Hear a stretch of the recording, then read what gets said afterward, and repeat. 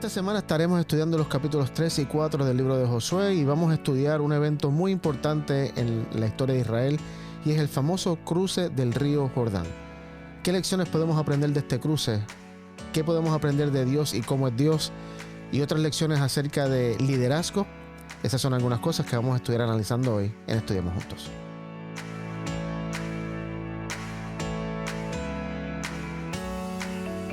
Bienvenidos a otra edición de Estudiemos Juntos, otra semana más aquí compartiendo esta mesa de estudio con ustedes. Estamos hoy con Denar y con Joel, que me acompañan al estudio de hoy.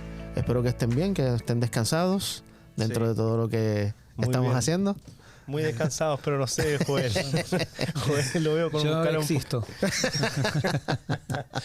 Estamos existiendo. ¿Pienso, luego existo o solo existo y después? No existo y pienso después. Okay. Estamos todos un poco ajetreados, pero estamos acá y gracias por ustedes también estar aquí con nosotros, por su apoyo, por todo lo que hacen. Hoy vamos a estudiar, como mencionamos, en esta primera parte el capítulo 3 y la segunda parte del capítulo 4, y hay muchas cosas interesantes en esta historia del cruce del Jordán que realmente desconocía, que vamos a estar analizando hoy. Pero como nuestra costumbre, queremos comenzar con una oración y voy a pedirle hoy a Joel que nos dirija en oración. Querido Señor, te pedimos que nos bendigas al estudiar tu palabra y que las conclusiones que saquemos estén en armonía con tu plan, con tu mente y con tu carácter. Esto te lo pedimos en el nombre de Jesús. Amén. Amén. Muy bien, vamos entonces al capítulo 3 de Josué y vamos a leer los primeros 5 versículos. Josué 3, 1 al 5.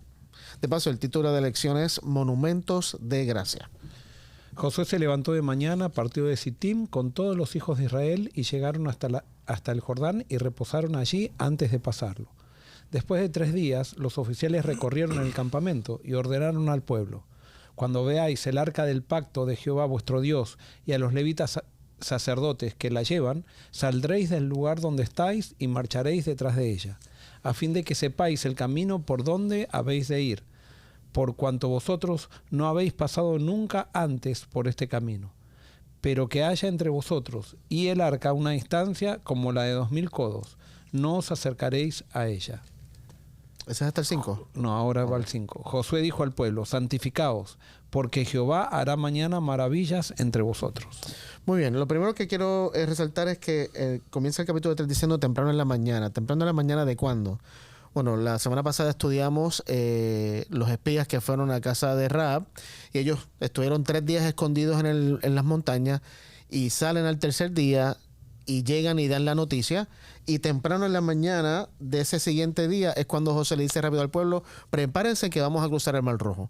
No dio tiempo, el Jordán, perdón, gracias. No dio tiempo, y no sé si tal vez en la historia, porque estamos haciendo una comparación entre Israel sale de Egipto y va a cruzar el Mar Rojo, a Israel ahora sale del desierto a cruzar el Jordán. No recuerdo en la historia del Mar Rojo si hubo muchos días o tiempo entre, perdón, no el Mar Rojo, cuando los israelitas iban a cruzar el Jordán 40 años antes. Hubo tiempo ahí desde que llegaron los espías, no sé si pasó mucho tiempo hasta que ellos se rebelaron y Dios les dijo que se fueran. Esa parte no... Sí, pasó un tiempo porque al final cuando ellos volvieron y Dios les dio la consecuencia que iban a caminar 40 años, entonces ellos armaron un ejército.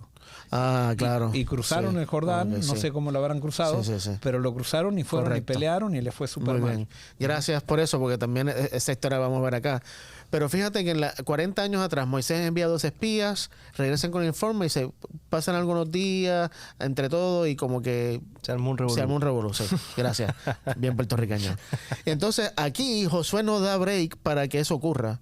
O sea, llega el informe, llegan los espías y rápido vamos a cruzar el río Jordán. Y eso a mí me llamó mucho la atención. Otro detalle de estos 5 textos que leímos es que esta es la primera vez en el libro de Josué que se menciona el Arca del Pacto. Y el Arca del Pacto ahora va a tener una preponderancia. Sí, va a ser un enfoque principal en el resto de la historia de Israel. Y lo que me llama la atención es que según las instrucciones que le dio Josué al pueblo, los sacerdotes iban a coger el arca, iban a cruzar, pero los israelitas tenían que seguir al arca. Donde quiera que el arca iba, los israelitas tenían que ir. Y obviamente ya una vez se cruza, no sé si ya en este punto ya ocurrió, Pero ya por 40 años la nube que todos los días estaba con ellos, la columna de fuego que por toda la noche estaba con ellos, ya la nube y la columna de fuego no van a existir. Ahora va a ser el arca la que toma ese lugar de la dirección de Dios y la presencia de Dios. Sí. Sí. Tiene un simbolismo bastante grande para mí, o sea, no sé si lo vas a mencionar, pero el arca es símbolo del trono de Dios, o sea, es donde Dios, entonces estaba ahí mostrando quién era el rey, quién iba a enfrentar las batallas. O sea, ellos no se tenían que equivocar que ellos eran los que peleaban, sino que iba a ser Dios que iba a estar siempre delante de ellos, echando a los cananeos. ¿No? Y eso es muy importante, gracias, porque justamente acá en el versículo... el 10. No, perdóname. El versículo 4, es que ni con los espejos los veo ahora. El versículo 4 dice, dado que ustedes nunca antes viajaron por este camino, los guiará, hablando del arca del pacto. Quédense como 1 kilómetro detrás de ellas, mantengan una buena distancia entre ustedes y el arca, asegúrense de no acercarse demasiado. O sea, ahora el arca es la que los va a guiar, obviamente no es el arca, y eso es el otro detalle que es un reemplazo de la nube, digamos. Correcto.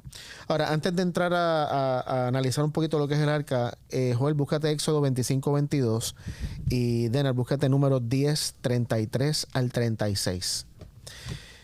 Y el arca ya había guiado en algún momento, o sea, se ha usado como guía en los 40 años que vivieron en el desierto, y esto es lo que vamos a leer ahora, pero no era lo central, lo esencial. Vamos a leerlo. Éxodo 25-22. Allí me manifestaré a ti y hablaré contigo desde encima del propiciatorio, de entre los querubines que están sobre el arca del testimonio, todo lo que yo te mande para los hijos de Israel. Ok, está hablando del arca del pacto y cómo la presencia de Dios ahí se iba a manifestar literalmente. Y ahora números 10, 33 al 36. Así partieron del monte de Jehová camino de 3 días, y el arca del pacto de Jehová fue delante de ellos camino de 3 días, buscándoles lugar de descanso. Y la nube de Jehová iba sobre ellos de días desde que salieron del campamento. Cuando el arca se movía, Moisés decía, levántate, oh Jehová, y sean dispersados tus enemigos y huyan de tu presencia los que te aborrecen. Y cuando ella se detenía, decía, vuelve, oh Jehová, a los millares de Israel. Ok, lo que me llama la atención de ese texto es, uno, el arca se estaba usando como guía, pero no era lo principal. Pero las palabras de Moisés al final dan a entender, y esta es mi interpretación, ¿no? Y creo que lo vamos a confirmar ahora, que para Moisés el arca del pacto era lo mismo que la presencia de Dios. Y el arca del pacto era, o sea, de alguna manera era Dios. Y por eso le dice, cuando el arca se movía, decía, levántate, oh Jehová. oh Jehová. Y cuando se detenía, decía también algo sobre Dios, ¿no? Vuelve, oh Jehová. Vuelve, oh Jehová. Ahora, sí, para mí es símbolo del trono de Dios. Claro, totalmente. Y porque la Shekinah era la que estaba, era el símbolo de la presencia, ¿no? Exacto. Entonces, mira la otra cosa. En este capítulo 3 se menciona el arca varias veces. Y bueno, en el versículo 3 es la primera vez. Y vamos a leer el versículo 11 de Josué 3. Josué 3, 11, 14 y 17. 11, 14 y 17 de Josué 3. He aquí, el arca del pacto del Señor de toda la tierra pasará delante de vosotros en medio del Jordán. Sigo hasta el 14, ¿no? No. O me salto al 14. Salta al 14 y después al 17. Y aconteció cuando partió el pueblo de sus tiendas para pasar el Jordán con los sacerdotes delante del pueblo llevando el arca del pacto, cuando los que llevaban el arca entraron en el Jordán y los pies de los sacerdotes que llevaban el arca fueron mojados a la orilla del agua, porque el Jordán suele desbordarse por todas sus orillas todo el tiempo de la siega, las aguas que venían de arriba se detuvieron como en un montón, bien lejos de la ciudad de Adán, que está al lado de, todavía no termina, Zaretán, y las que descendían al mar del Arabá, al mar salado, se acabaron y fueron divididas, y el pueblo pasó en dirección de Jericó. Es el 16. Es el 10. Ok, perfecto. Fíjate, en el original, en el versículo 11, lamentablemente nuestras versiones a veces no lo traducen muy bien. Obviamente, tal vez es cuestión de comas y cosas así gramaticales, pero en el versículo 11, nuestra versión, por lo menos la versión que tú leíste, la mía, dice, miren el arca del pacto que pertenece al Señor de toda la tierra. No sé si así es como decía la versión tuya en el 11. El pacto del Señor de toda la tierra. Ok. En el original hebreo dice, he aquí el arca del pacto, el Señor de toda la tierra. O sea, le está dando al arca del pacto, lo está comparando con que es el Señor de toda la tierra. Luego en el versículo 14 menciona el arca del pacto en nuestra versión en español, pero en el original hebreo es el arca, el pacto. O sea, el arca también está identificado como el pacto. Y en el versículo 17 es el arca, el pacto de Dios. Entonces aquí hay tal vez un juego de palabras donde el arca es el pacto es Dios. Y como dice una famosa fórmula matemática, si A es igual a B y B es igual a C, A es igual a C. Entonces el arca, Dios y el pacto se usan intercambiablemente refiriéndose a lo mismo. Y para mí eso es muy importante, porque entonces ahora cuando Josué le dice sigan al arca, literalmente lo que le está diciendo es sigan a Dios. O sea, lo mismo, sigan el pacto que ya hemos hablado acá, especialmente cuando estudiamos Éxodo, el pacto que Dios hizo con el pueblo de Israel, de que iba a ser, o sea, el cumplimiento del pacto que había hecho con Abraham 400 y pico de años atrás, ahora lo está cumpliendo con el pueblo de Israel, y Dios le dice, o sea, Josué le dice, sigan a Dios, sigan al arca, sigan al pacto. Y para mí eso es muy importante, porque tiene esa relación de que hay que seguir a Dios, y que es lo que le dice, si vamos de nuevo a Josué 3:4, que le dice el arca del pacto ahora irá al frente y el arca los guiará. ¿Y por qué esto es importante para mí? Porque muchas veces nosotros podemos tener cosas, no sé, así como el arca, cosas sagradas, cosas importantes, y le podemos, no sé si a veces es que no le damos el valor que tienen, o no sé, ni siquiera cosas literales. Puedo pensar ahora en el sábado, que vamos a hablar de él más adelante. El sábado, que es una señal, que es algo que Dios creó para nosotros, muchas veces no vemos a Dios en esas cosas.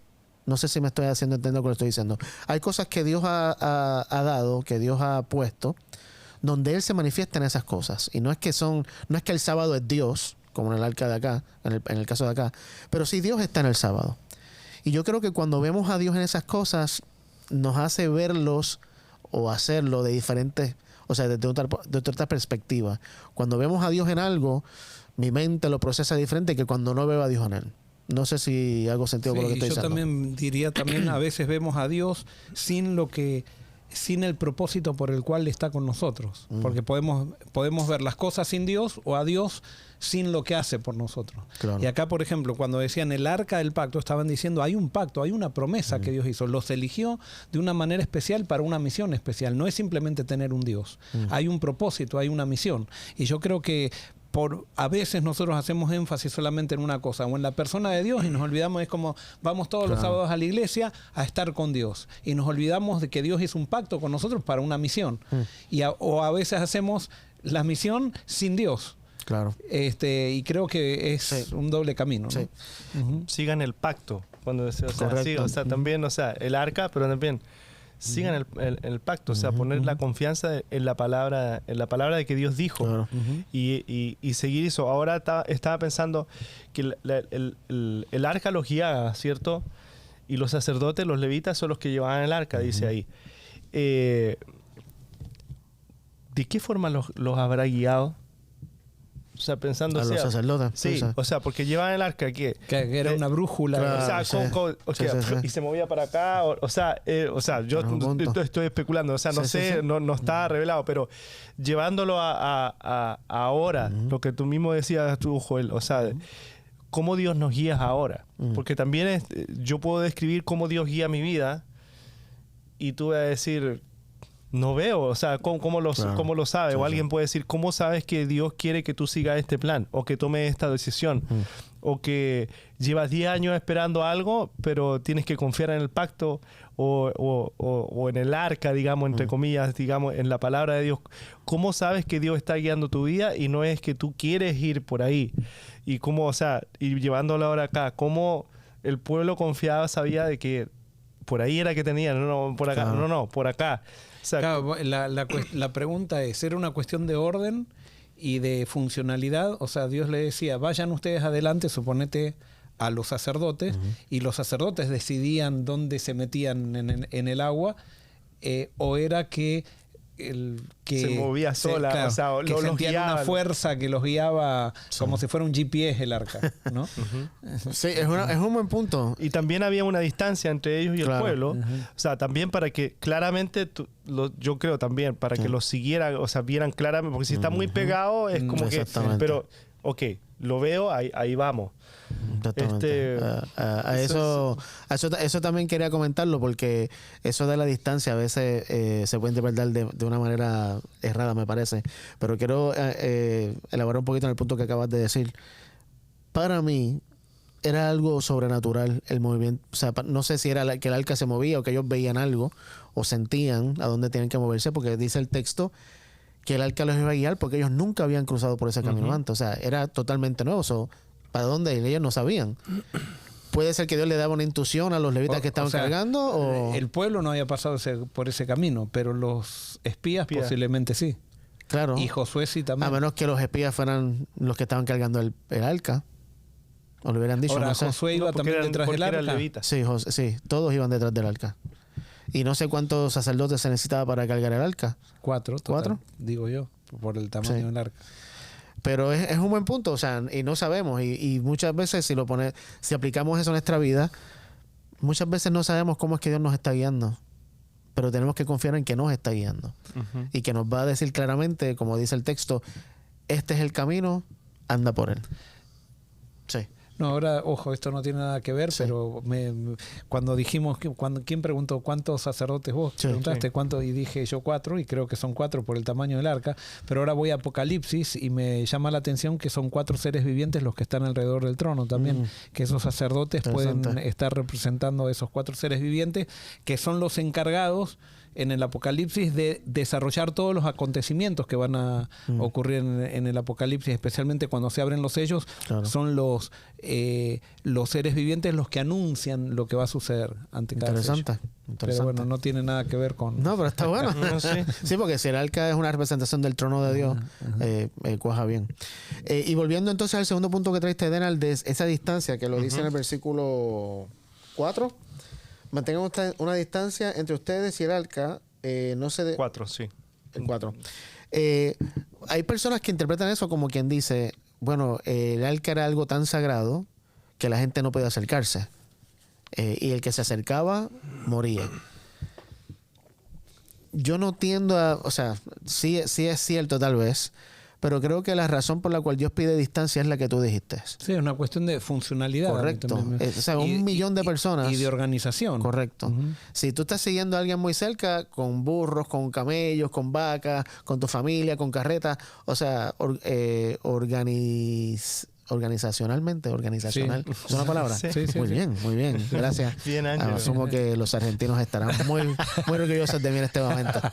Organizacionalmente era algo, o sea, era lo que debía hacerse, porque muy cerca podía crear un caos horrible. Pero esa distancia, y no recuerdo, en algún lugar leí que era como de 1 kilómetro. No sé dónde leí eso. Mira. Creo que era una distancia bastante significativa para que ellos pudieran ver de antemano dónde. Correcto. ¿Tu versión no decía 1 kilómetro? Pues no sé si era mi versión, por eso cuando tú leíste dijiste 1 kilómetro, que me llamó la atención, que yo dije, esa versión. Dice, dado que ustedes nunca antes viajaron por este camino. 2000 codos, dice acá. Sí. Quédense como a 1 kilómetro detrás de ellos. Tu versión decía 1 kilómetro, esta dice 2000 codos. ¿Cuánto será 1 kilómetro en millas? 10 cuadras. En millas son como 0,6. Ok, son un poquito más de media milla. Pero en los países hispanos son 10 cuadras. 10 cuadras. Sí, es bastante. Así que, nada. Vamos entonces a seguir leyendo Josué 3. Vamos ahora a leer del 6 al 17. Josué 3, 6 al 17. Bueno, vamos a leer del 6 al 14, al 13 primero. 6 al 13. Después dijo a los sacerdotes, tomad el arca del pacto y pasad delante del pueblo. Ellos tomaron el arca del pacto y fueron delante del pueblo. Entonces Jehová dijo a Josué, desde este día comenzaré a engrandecerte en todos los ojos de Israel, ante los ojos de todo Israel, para que entiendan que como estuve con Moisés, así estaré contigo. Tú pues mandarás esto a los sacerdotes que llevan el arca del pacto. Cuando hayáis llegado a la orilla del agua del Jordán, os detendréis en el Jordán. Josué dijo a los hijos de Israel, acercaos y escuchad las palabras de Jehová vuestro Dios. Y añadió Josué, en esto conoceréis que el Dios viviente está en medio de vosotros y que Él echará de delante de vosotros al cananeo, al Eteo, al Ebeo, al Fereceo, al Gergeseo, al Amorreo y al Jebuseo. El arca del pacto del Señor de toda la tierra pasará delante de vosotros en medio del Jordán. Tomad pues ahora 12 hombres de la tribu de Israel, una de cada tribu. Y cuando las plantas de los pies de los sacerdotes que llevan el arca de Jehová, Señor de toda la tierra, se mojen en las aguas del Jordán, las aguas del Jordán se dividirán, porque las aguas que vienen de arriba se detendrán formando un muro. Muy bien. Vamos a comenzar con el primer mandato en el versículo 5, que Dios le dice a Josué, le dice al pueblo, que tienen que purificarse o santificarse, porque al otro día van a cruzar el río Jordán. ¿Qué es esto de purificarse? En el original realmente es santificarse. Había un rito que el pueblo de Israel había empezado a practicar, que Dios le había dado, de purificación. ¿Qué conllevaba este acto de purificarse? Vamos a leer 2 textos. Denner, búscate Éxodo 19, 5 y 6. Joel, Números 11, 18.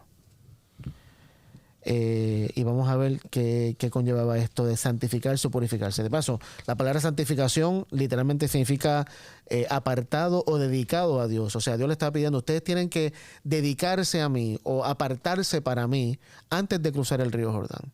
Y vamos a ver ahora qué implicaba esta santificación o esta purificación. Éxodo 19, 5 y 6. Ahora pues, si diereis oído a mi voz y guardareis mi pacto, vosotros seréis mi especial tesoro sobre todos los pueblos, porque mía es toda la tierra, y vosotros me seréis un reino de sacerdotes y gente santa. Estas son las palabras que dirás a los hijos de Israel. Ok, y ahora el 14 y 15. ¿De 19? Sí.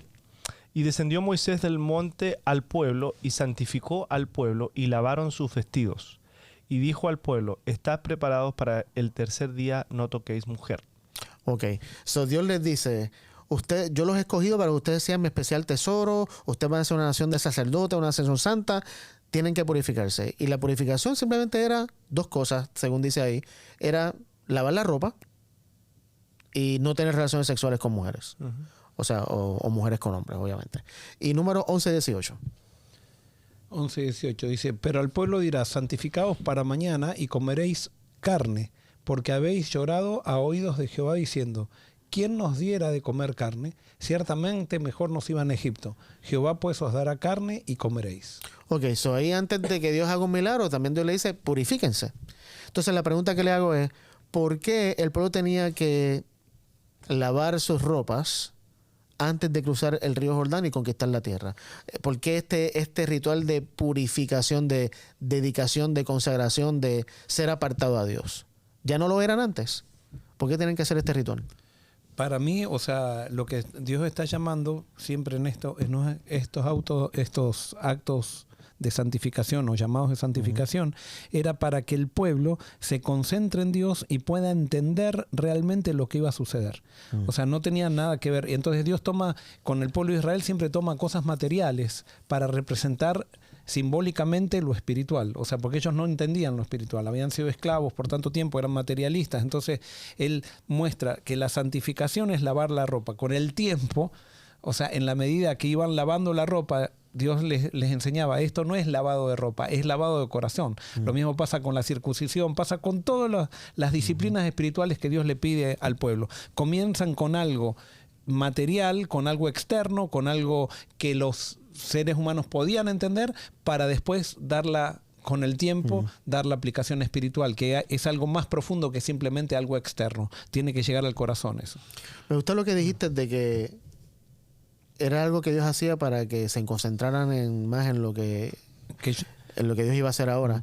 Me gusta mucho eso porque me puedo identificar que muchas veces o estoy escuchando un mensaje o estoy participando de algún ritual, ya sea la Santa Cena o algo, y tengo tanto en la cabeza, o sea, las preocupaciones y todo, que realmente no logro sacar de ese ritual que Dios estableció algo, ¿cómo te puedo decir? No tiene el impacto que tal vez tendría si mi mente estuviera más tranquila solamente pensando, o sea, en Dios, en la conexión con Dios. Y creo que es un engaño satánico el tenernos con la mente tan ocupada de tantas preocupaciones, que cuando Dios se manifiesta milagrosamente, o sea, abre el río Jordán, capaz que si no se purificaban, Pensábamos un que es milagro casualidad. más, una cosa más. Casualidad. Exacto. Quizás. Ahora vos fíjate también cuando Dios le pide que se santifiquen antes de darle carne, si uno ve el resultado de esa carne que comieron, dice que hay gente que le salió la carne por las orejas, hablando Sí, metafóricamente. sí. O sea, la gente que no se santificó se murió comiendo carne. En cambio, la gente que se santificó pudo medirse y comer lo que tenía que comer, Claro. o sea, disfrutar de comer carne, Sí. pero la gente que no se santificó no pudo entender lo que estaba sucediendo y fue tan voraz con la carne que hasta el final, si mal no recuerdo, algunos murieron Sí, de claro. comer carne.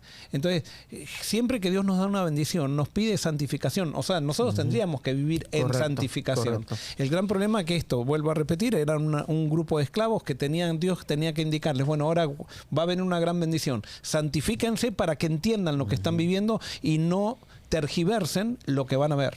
¿Será eso una de las razones por las cuales, por ejemplo, en la Biblia enseña que cuando tú le estás pidiendo algo a Dios, hagas un ayuno? Correcto. Es una manera de limpiar la mente. De limpiar la mente para que puedas ver más claramente o escuchar la dirección de Dios, donde Dios te está dirigiendo, o el milagro, ¿viste? Justamente, el ayuno no es para cambiar la voluntad de Dios. Es para que La nosotros actitud, podamos claro. ver dónde está la voluntad de Dios. Exactamente. Porque por Es ahí tremendo. tenemos la voluntad de Dios, Dios nos la está mostrando y nosotros no nos damos cuenta por todas las cosas que tenemos en la cabeza, ese ruido que vos recién estabas diciendo, que muchas veces vivimos con la rutina y todo eso. Entonces el ayuno es para concentrarnos en Dios y ver dónde está la voluntad de Dios. O sea, el ayuno hoy en día pudieras añadirse a la lista de cosas que podemos hacer para purificarnos Ya. de cierta Y manera. no solamente ayuno de comida, Correcto. porque, o sea, puede ser ayuno Sí. de teléfono, redes ¿no? sociales. De redes Sí. sociales o cosas así. Y también aplicando a lo que vimos ahí, sería, yo creo, de tomar distancia para poder ver el arca. Tremendo. Porque a veces, o sea, estamos Ujú. metidos ahí y no vemos dónde Dios nos quiere guiar. O sea, y entonces tenemos que, yo creo que ese ayuno de esas cosas, de poder santificarnos y de poder reconectarnos Claro. otra vez, yo creo que nos da otra vez a tomar distancia. Y a veces yo creo que a veces pasamos el plan de Dios y Dios quedó atrás y Claro. nosotros nos fuimos para otro lado. Entonces tenemos que tomar la distancia otra vez, que Dios nos dice, o sea, toma esta distancia para que veas dónde yo te tengo que guiar. Y yo creo que ese paradón que Claro. tenemos que hacer, tenemos que hacerlo. Y esa es la santificación. Y Me gusta mucho eso porque me da a entender que el problema nunca es Dios. El problema es mi mente, yo, cómo visualizo lo que Dios está haciendo, si lo visualizo y cómo lo interpreto.